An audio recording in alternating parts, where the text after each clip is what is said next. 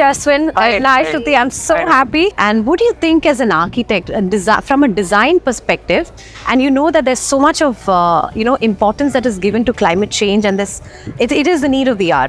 So how do you think that from an architect's perspective, the design should incorporate these kind of details that help to reduce the carbon footprint and the climate change? So architects have the major role. We try to merge the landscape into the building. The last two projects which we got two recognition one was adaptive reuse of a building. Okay. So we changed the function of the building without changing the overall the look, overall feel of the building, which was almost a 60-year-old building.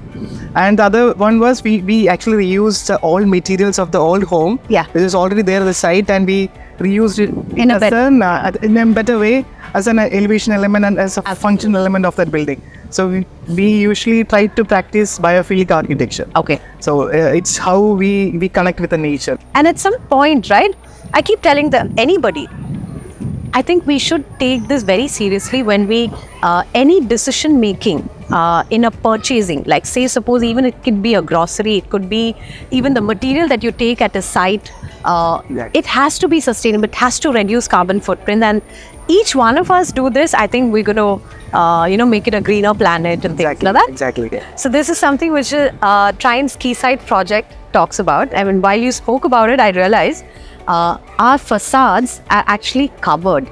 Okay, so we've kind of given an extra double protection so that there's a heat reduction inside our apartments. Okay. And again, from a design perspective, yes, we also looked at the biophilic because it does bring in the well-being of our customers. So if we properly manage the materials and the construction, we can reduce our wastage or the construction cost up to 30%. The steel wastage cannot just be thrown.